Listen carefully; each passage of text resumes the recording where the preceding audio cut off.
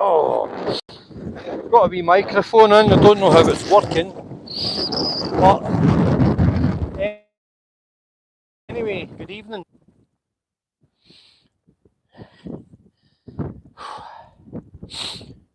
There's a nice view. Oh, let's go over the back here. Get a ganders.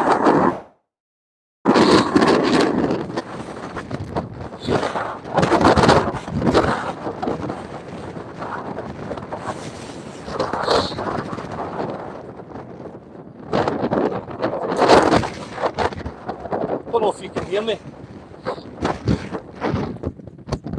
A wee mini microphone and a wee plug in on my phone. It's 20 quid off Amazon, so it's either working or it's not. The green light's on, so we'll find out. I'm not expecting it to be amazing, but as long as it's better than rubbish.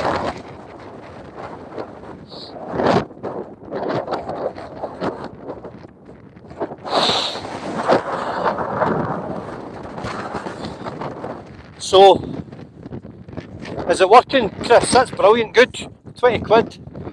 It was Mary that suggested it. So there you go. Well, I'm out tonight. Started away down there and I ran that way, right up there, onto that plateau, that summit, and right across the back, right away over to there.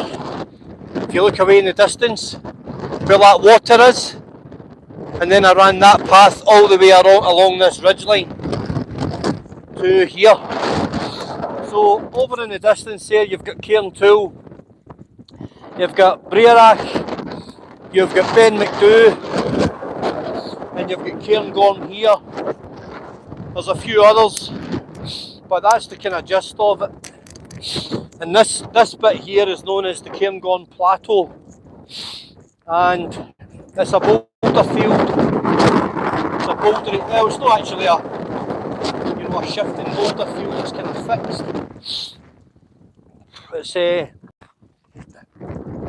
It's just erosion on the surface. There's little bits of kind of mountain grass left, and there's some alpine plants and stuff. But there's very little heather up here at this altitude. Literally because it gets battered every single day of the year. That's the little radio mast there, which is good to sit behind for eating. That's it's good to know that the microphone's working. That's amazing. I don't even know how that tech works, but it just amazes me. It was 20 quid off Amazon, or was it 20? I think it was 20 quid. The other one that looked the same with a different name was 40 quid. So there you go. But they both had great reviews, so I just went for the 20 quid one. So all for a good cause. Because I know that the sound was getting a little bad. So I'm just walking over here the back way just to show you kind of. I've been in that loch over there, I've been in it for a bit, that's nice. Let's go this way. How you doing, guys? Hope you're well, buddy. Yeah, it's a wild wind, but it's warm up here tonight. You know, over 4,000 feet. Darren's saying he can hear me much clearer. That's amazing. So the little thing plugs in the bottom of your phone and you charge it, and then you charge that wee guy there. Tech absolutely blows my mind.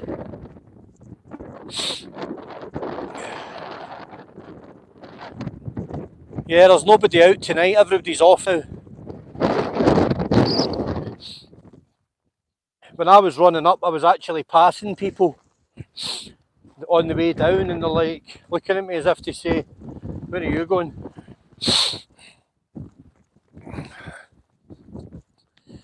There's a little, see a little, like a windbreak like that, see just sitting in there, perfect for eating food. I'm going to stop, I'm going to go up behind the Radio Shack, and I've got a meal to make up. I might make it up.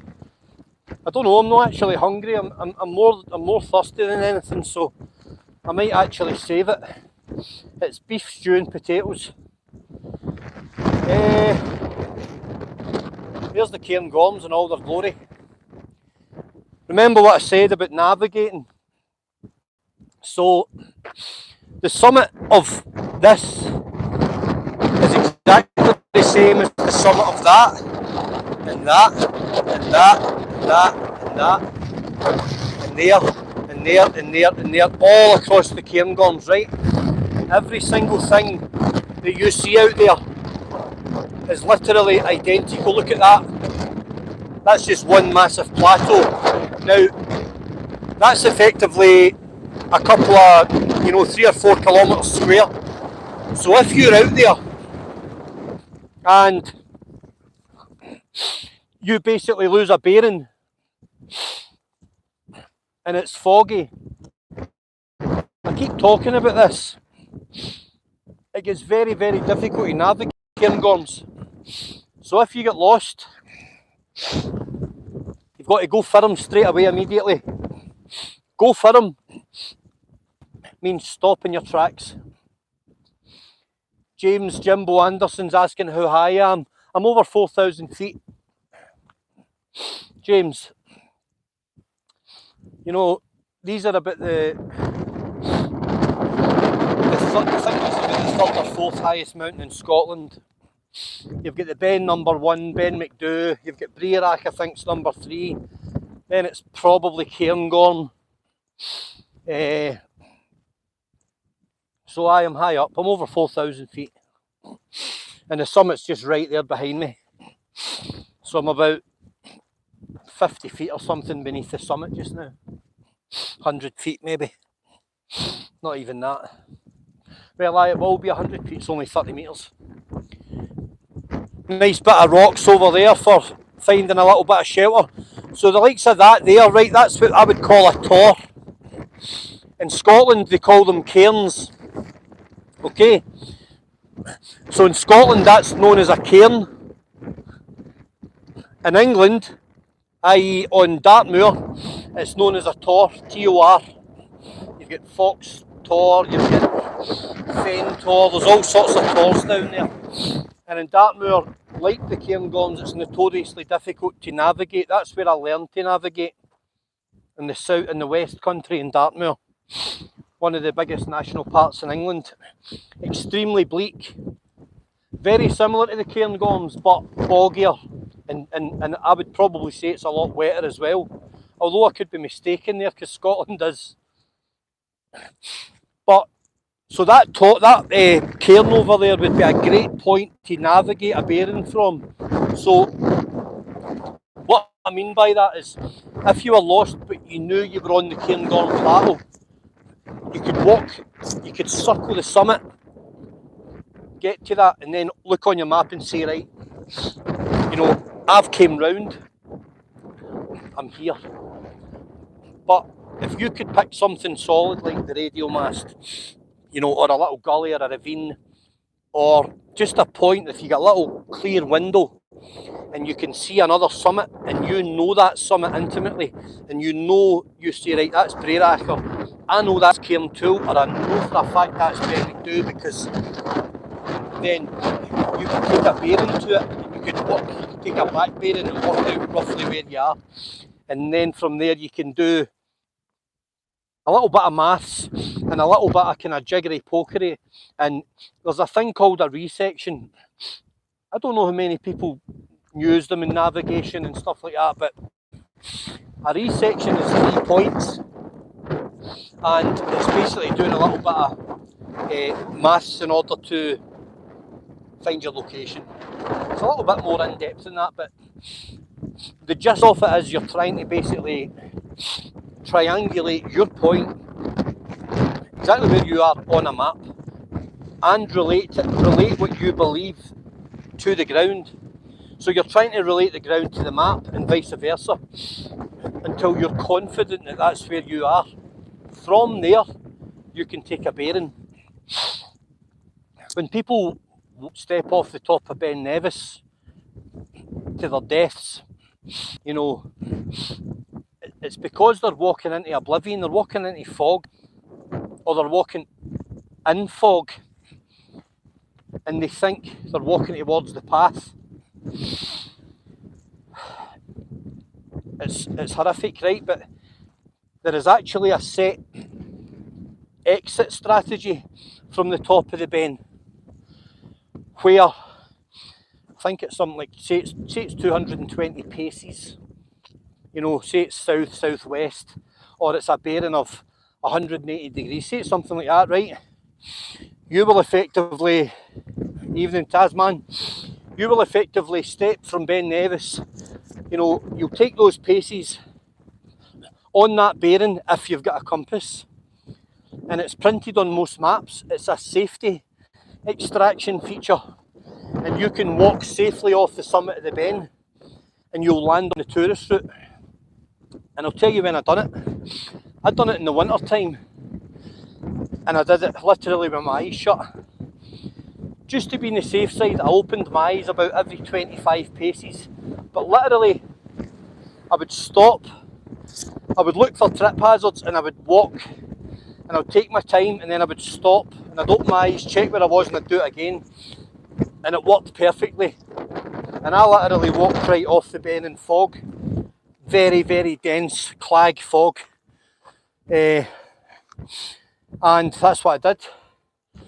There's the radio tower. So, prominent feature, brilliant to sit in there, put your stove there, and heat your water, have a cup of tea or a coffee, eat your boil in a bag meal, and you're good to go. Little windbreak, I could sit in there just now and it'd be perfect. Again, that is the actual summit. So that's the cairn. Other people make little cairns, but they're dedicating them to friends and stuff. People might mistake that for the cairn. That is not the cairn. That's a rocky kind of outcrop. It is a cairn, it is a tor, but it's just an outcrop. That's the cairn there. So that's the absolute summit there. And this is the radio mast. Heriot-Watt University. You can even scan it for up-to-date details. It's a physics department and was installed here in March 1977, not long after I was born. The interior is electrically heated to ensure operation throughout the winter. The station opens for 3 minutes every half hour to take readings of temperature, wind speed and wind direction. This information is sent to an internet server at Heriot-Watt University. By building up a record of actual weather observations at this site, it is hoped to aid mountain weather forecasting and improve our understanding of snow behaviour, avalanche risk and wind chill. Weather data can be downloaded from, that's the Cairngom weather app, 95, and it shows you average temperatures, right? As you can see guys, January -2, July is 6 to 8 degrees, that's very interesting. November, December, it's back down to the minuses, right? Minimum temperature is -11, minus in July, and -8, 9 in December, right? Average wind speed is always windy up here, look, 20, 30, 40, right? Mile an hour. Maximum wind speed 176, 100, 100, 100 throughout the year, right? So that's really interesting information, because it verifies every single thing I've ever said about preparing even in the summer. There's the warm months, May, June, July, August, September, -5, -2, right? and the average throughout the day from May to September is -1, +2, +6, +6, +5, that says, and then it's back down in October right into the zeros. That's really interesting. That is really, really interesting information if you're a mountain goat, because I tell everybody, I don't tell, I advise you, prepare for any weather.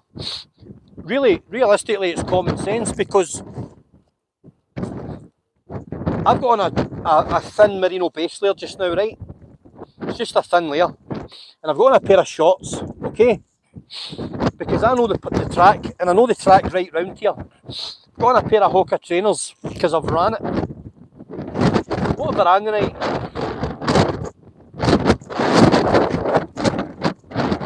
Maybe about 8 or 9k, maybe 10k I've ran, right? So I'm prepping for it. Gel sachet,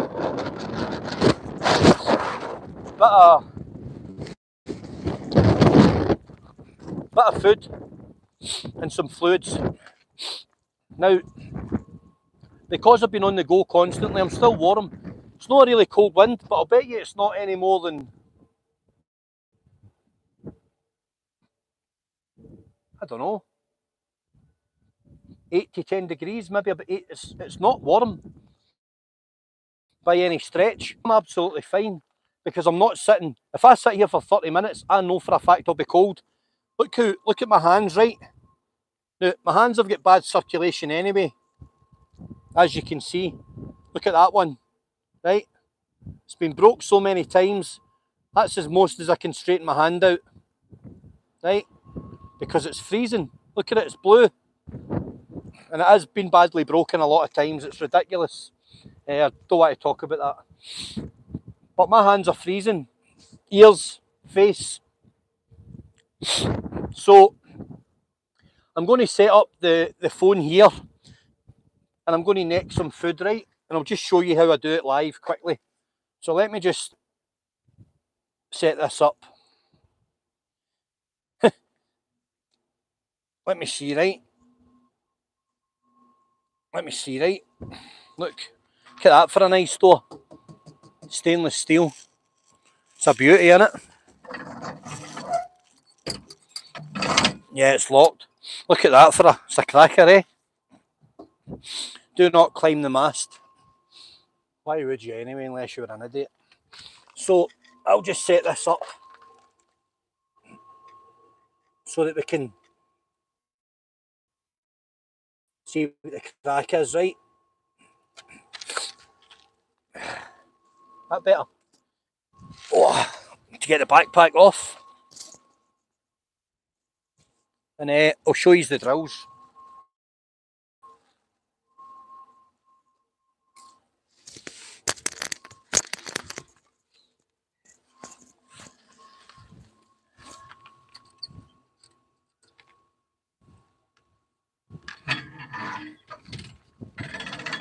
It's a cracker, that door, I'm so impressed with it. Right, look. What have we got here? Something to eat. Now, I'm going to show you the price of this, right, which disgruntled me a little bit.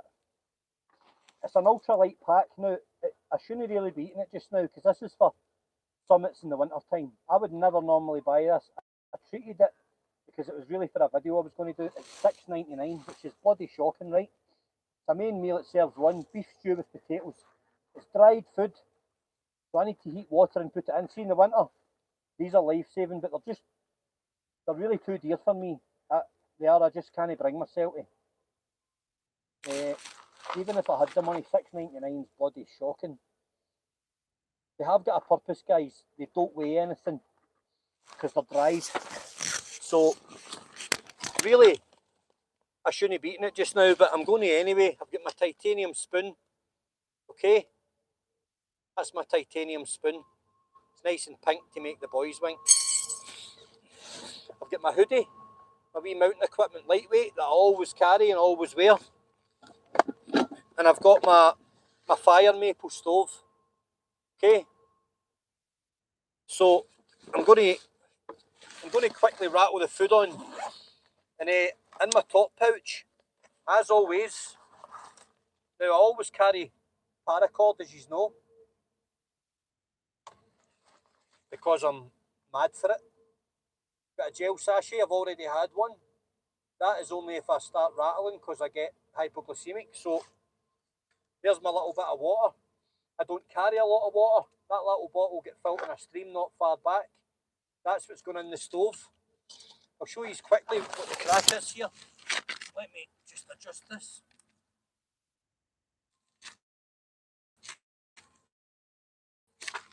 Oops, I think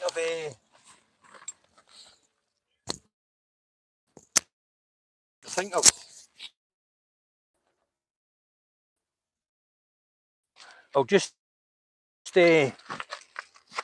I'll just go through my routine, right? So when you stop, this is obviously carrying a lot of sweat. Although it's wet, it's merino, it wicks it off. Throw it in the bag, put this dry one on. I'm not really going to bother about a little bit is a wet routine, right? Again, I'm in shorts. You know, it's not exactly a very cold day, but I'm still going to show you the drills. So I pull it round.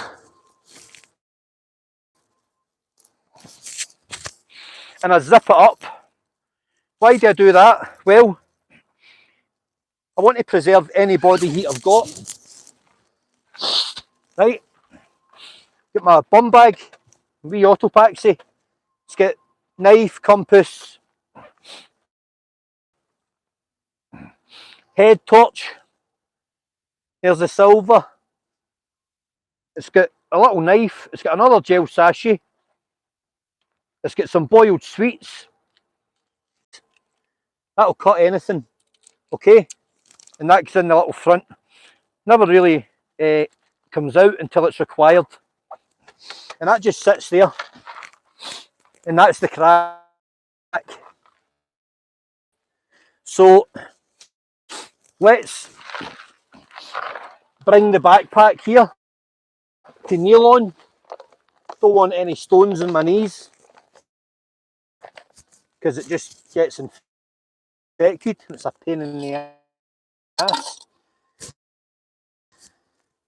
You could flip your hat off when you're doing this and put your hood up and keep warm, right? If you really start to feel that chill. Okie doke. It's simple, everything's inside. Okay, it clips it. That stops it from falling over. Gas canister, whoops, screws on to the bottom of this. That's your stove, and you just flick the little handle out. That folds away so it doesn't get break, and you just basically screw this on. Really, really simple. Now, as you can notice, guys, right, my hands are cold and they stop working. This is the summer. At this elevation, that's what happens. My hands struggle. I always wear mitts. I've always got mitts, and the reason I wear mitts and not gloves is because gloves separate your fingers, and when you've got bad circulation, you're separating your fingers is a bad idea because it slows down the heating process.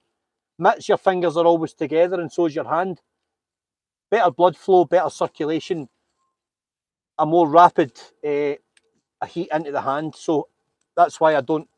Gloves are no good to me. I love mitts, and I can still operate with mitts perfectly. And I've got to remember to exercise my hands while I'm on the go because they seize up.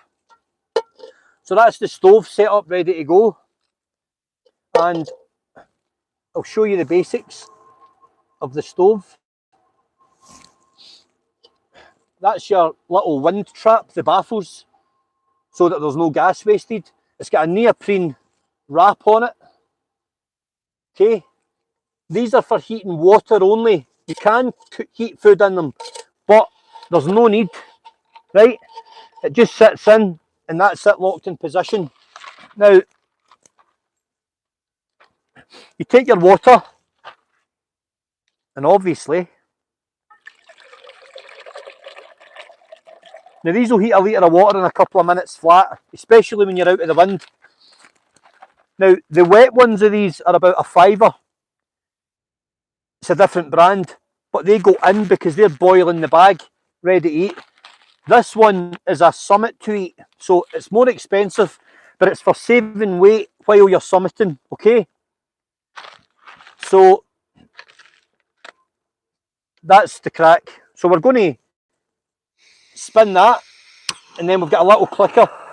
It's a little piezo lighter, it's called, and it's a piezo igniter. This is a titanium lightweight spoon. Why is it so long, you might ask? Well, it's so that when you're eating with cold hands, you can get right down into the corner of the bag. You see what I mean? If there's a big bit of stew down there or a potato in that corner, I don't want to leave it there. I want it in my belly. So, nice long spoon, and that's the crack. It's a titanium lightweight spoon. Keep it in your person or keep it in your top pouch and you're good to go. So there we are, guys. That'll boil into the bag. What I don't use goes into a tea bag and gets necked. A little bit of internal heat. Even at this time of year, don't ever underestimate the cold. Okay?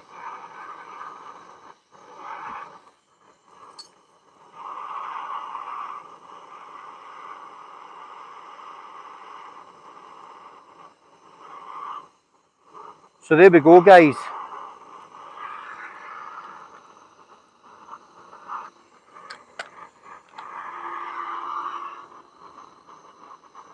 £6.99, it better be like a Michelin star meal where I'm going to crack up. Anyway, so the stove can do its business.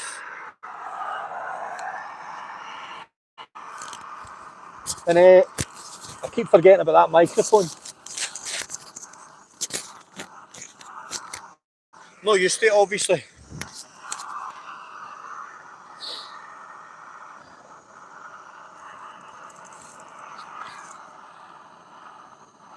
Beef stew with potatoes, freeze-dried meal, potatoes and cooked beef strips with vegetables and gravy. Diced potatoes, 38%. Cooked beef strips, 14%. Diced carrots, green beans, diced onions, rapeseed, tomato paste, corn flour, salt, ground white pepper.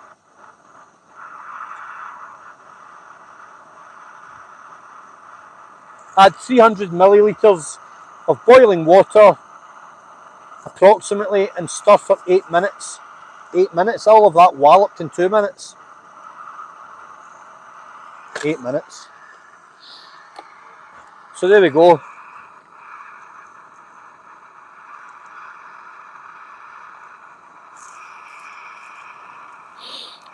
And this is it's unusual because I don't eat a lot of meat. I'm probably about 80 or 90 minutes and boom, up it goes. So, open sesame, rubbish goes back in your top flap, leave the places you find it, plastics, take it home with you. Even got a sachet of something in it. What the hell is that? Do not eat, it says. I was going to pour it in. Delicious.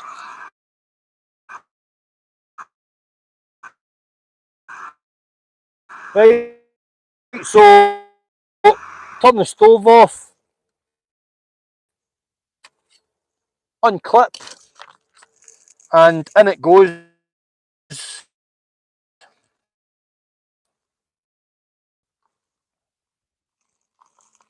There we go, guys. And it's got a little fill line. And yeah. I've got no idea why the fill line says A, B, C, D, and E, and F, and G. That's a bit weird, but it does nonetheless. Anyway, it's good to go, and I'll be good to go shortly. So there you go, 2 minutes, piping. What can you say, guys? It's an ultralight setup. You know, my backpack's, there's very little in it. Little, no question. Like food, this bit of food I've had lately. So that goes in there on top of it, and basically it is on top.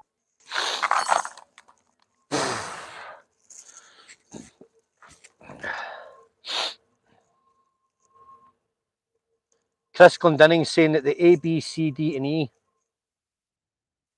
is to keep the brain thinking while you're freezing to death.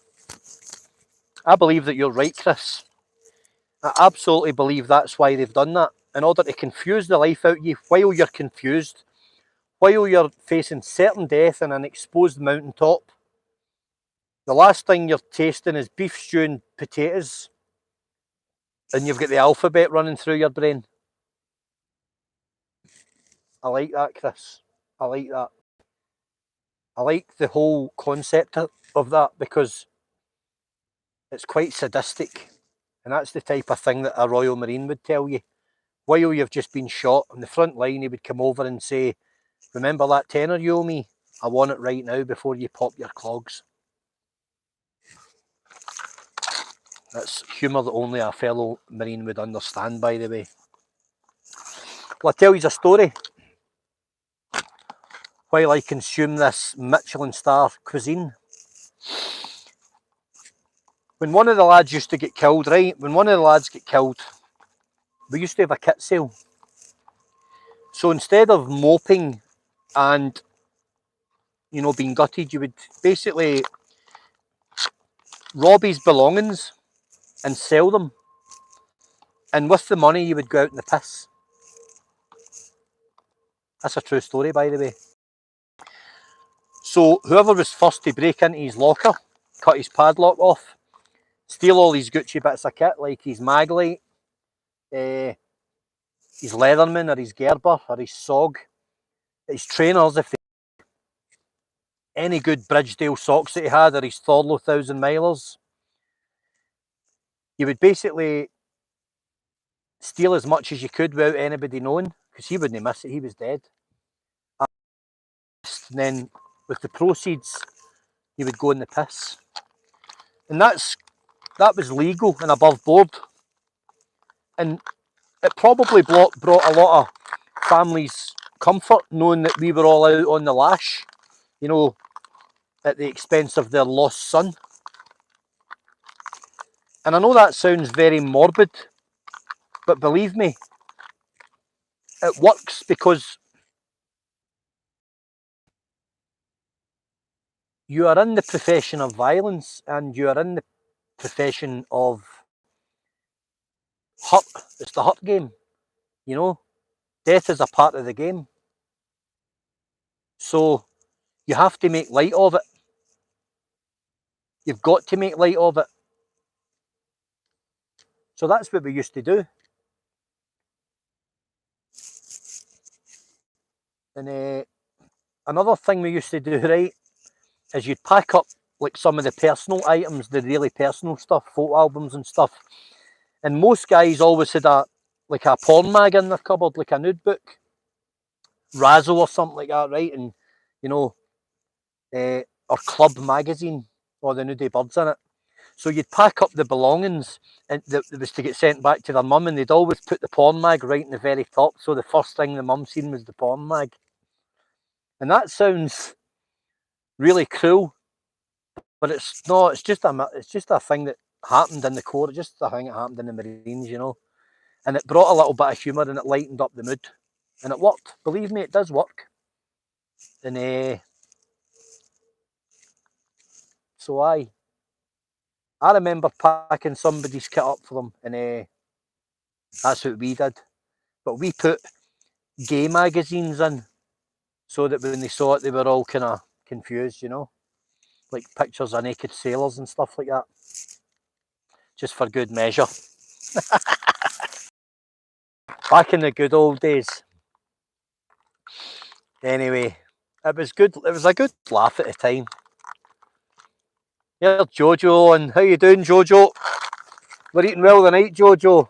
No chicken kebabs here. Beef stew and potatoes. Right, I would say that's long enough.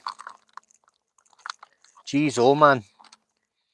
It looks like something that I used to see regularly in the barracks all over the carpets on a Sunday morning. That's what it looks like.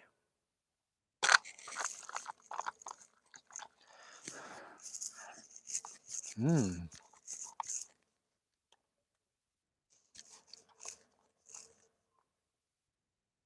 Mmm. Interesting. Very, very interesting. I'm not sure I would get away with interesting in a Indian restaurant in Glasgow as a complimentary term.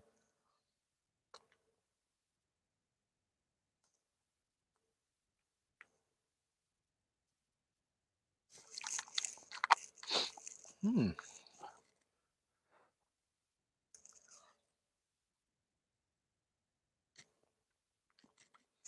Lovely. But I'm going to say that sure am.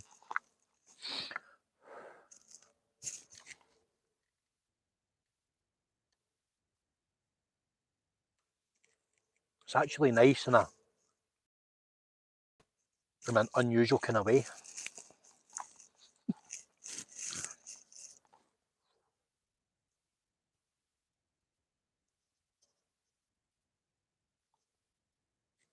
Do you know one good thing about it, guys?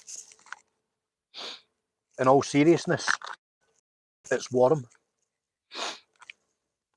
It's warm. It's edible.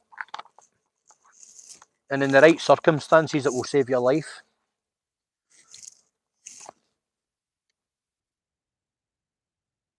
So there you go. And I don't take that lightly, believe me.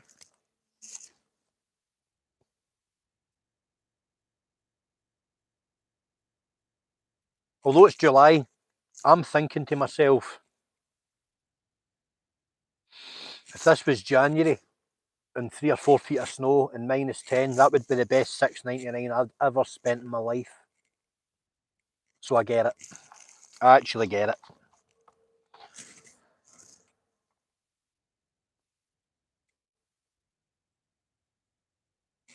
Yeah. Lovely. That's the quietest you've ever heard me, is it, when I'm eating?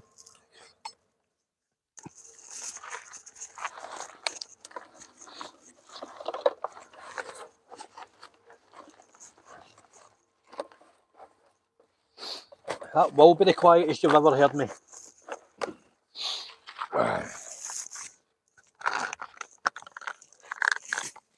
Mm.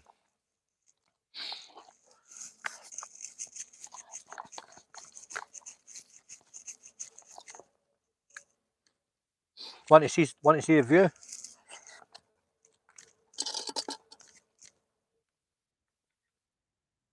I bet you my view is better than your view. Huh? What do you reckon? Let me see if I can zoom into something in the far off.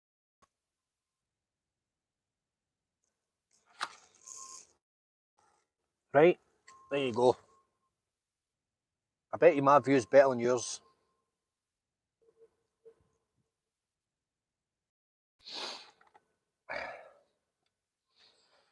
There you go, guys. That's the name of the game. So, quickly, while I'm stuffing my face, let me talk about something.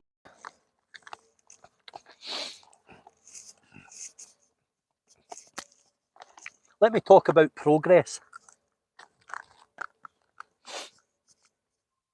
Excuse me if you can hear me chewing, you'll just have to put up with it. Sorry. So, tell me what any of you have achieved in the past week or so.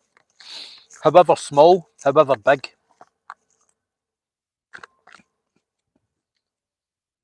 I would like to know. I would genuinely like to know what you've been up to. The reason I say this, I decided that I was going to up the ante physically. So every other night I'm going to be doing more of a run than a walk. I'm going to run 3-4 miles of maybe 5 kilometres uphill.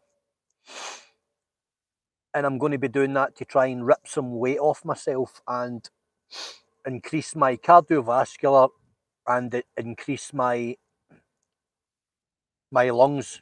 Jojo caught COVID 4 days ago. Jojo, there's nothing worse than a bit of man flu, brother. You'll have to get over it. Get the fluids into you. Stay positive, mate. So, the reason I say it, I don't go into Facebook much now, right? Because I find it extremely repetitive and extremely negative. I'll be honest with you, I can't really be bothered with people whinging. I really can't. Because everybody thinks, sorry, I'm going to stop there and rephrase. A large portion of people appear to think that they're entitled to some kind of standard of living that is above average, approaching exceptional. Now, if you don't like me saying that, well, that's unfortunate. It is not directly aimed at anybody. It is a generalisation of what my eyes see. I see a lot of people whinging,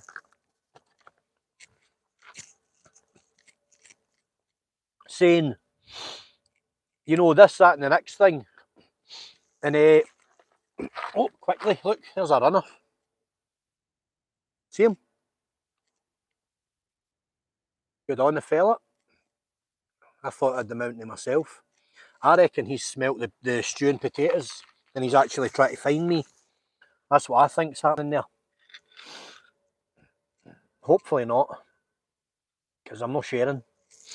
So, yeah, people are like complaining.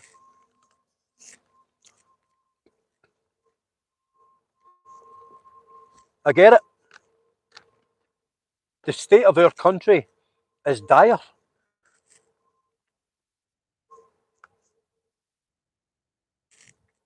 But make your own luck. Change your circumstances for yourself. You don't need lots of money to change your lifestyle. You don't. If your lifestyle involves too much booze and too much substances and anything else that's intoxicating and suffocating you and causing your anxiety and the root of all your problems, then you can afford to be without it and you can afford to live better and cleanly anyway. You getting me?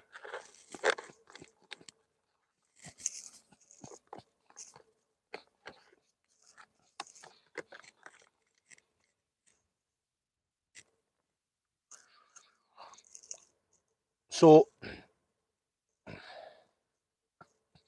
good on you, Eddie Hearn.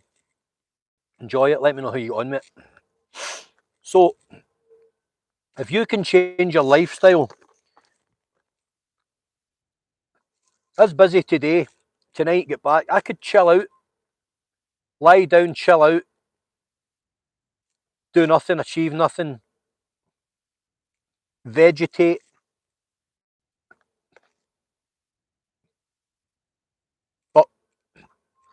But what I'm noticing, I'm getting older, right? And it's harder to shift the weight, and it's harder to maintain the fitness levels that I require going into the winter. I like to have an edge. I've always liked to have an edge. Should the worst, not the worst case scenarios, nothing really, you know, there's a lot worse, but should I ever get into a predicament where I have to use physical strength to get out of a situation, defend myself, anything like that, well, I want to know that I'm able to do so.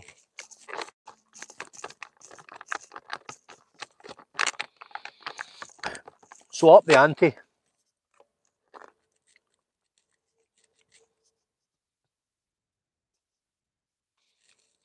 And I train fit, I physically train hard, and I keep myself strong. And I am strong. I'm as strong as an ox compared to other guys my age, or the majority of. And there's good reason for it. It gives me a confidence in myself that I otherwise wouldn't have. I'm going to quickly show you this fella here, look. See him? Just enjoying the moment. Me and him don't know each other, but we've got a lot in common. We're both enjoying the same thing now. A beautiful view. And he's over there here.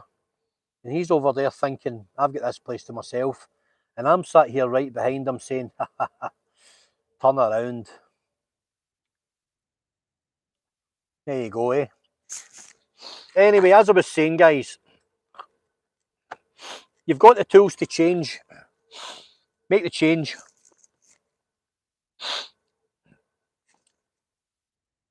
Make the changes. Get fit, get strong. Eat well. Stay healthy. Supplement. Get the vitamins into you. Get some fruit into you. I'll be in your corner anytime, Jojo. You know that, mate. And that's what to do. I'll just quickly deviate. Somebody saying there's a troll. So I've got a mate, and somebody from his past keeps trolling him with the same name, right? It happens to me.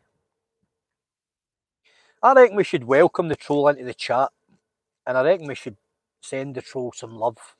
Troll, I'm sending you some love.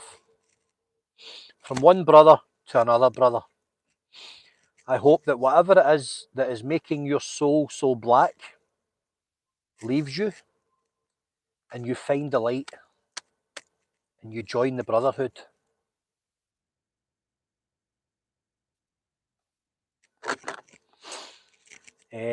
And if you are a troll, I hope your next shit is a hedgehog and all the rest of it. Let me see if I can find the troll.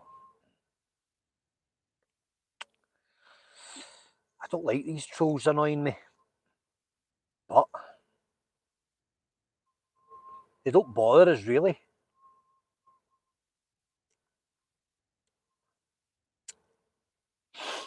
What I will say, by the way, is I've walloped that, and if my tongue was long enough, I'd put it right inside there and lick that bag clean. Bloody lovely, do you know that? $6.99, although that broke my heart. I troll Charlie from the original Charlie.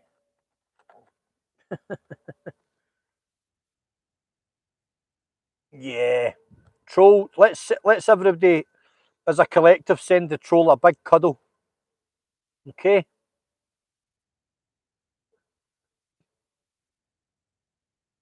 The very first comment. Ugh, I don't see it. I don't see it. But the troll's welcome. Who cares? Well, that fella's heading back now, so I might go and get a bit of a chin wag with him on the way down, So I've been talking for 50 minutes. Anyway, guys, something to eat.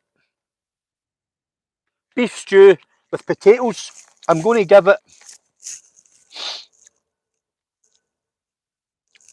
going to give it a 4.5 out of 5 because I'm happy. It was lovely.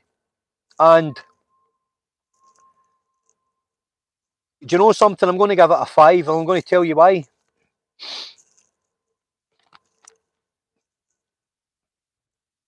See the people that started this company, that was off the scale. And for entrepreneurs to go into something like this and start it and get it to market, they deserve respect.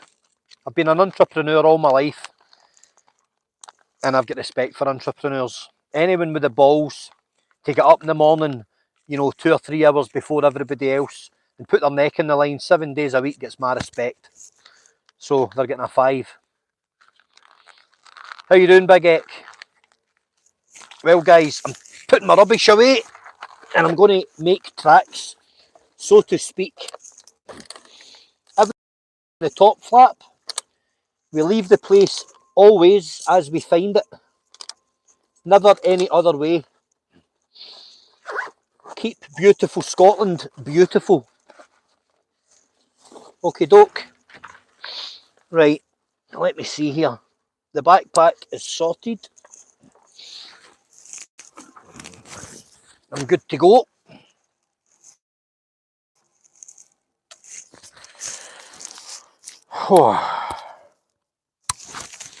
A matter of seconds, the kit's away. I need to remember my wee microphones there.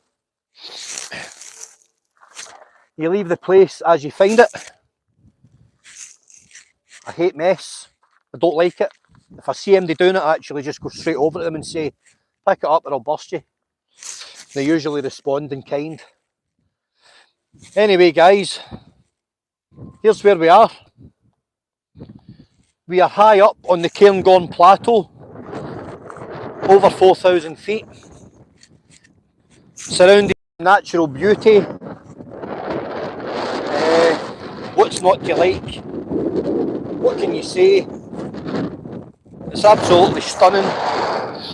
I'm fed, I'm happy, I'm healthy. I've got very little in life to complain about. I'm making the most of my situation, and anything I have is mine. I don't have much, but I'm happy. My kids are happy.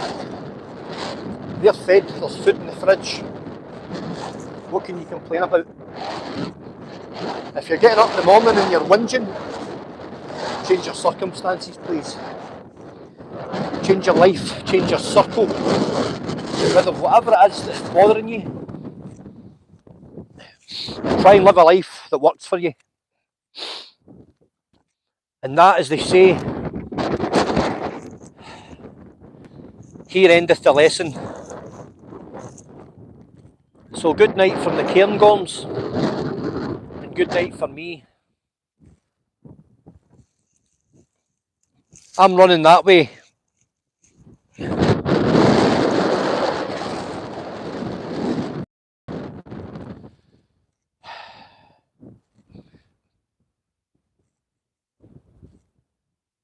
Adios, amigos.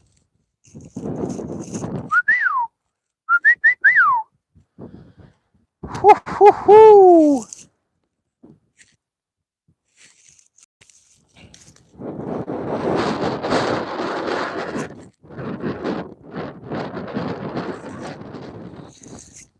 Goodbye, guys.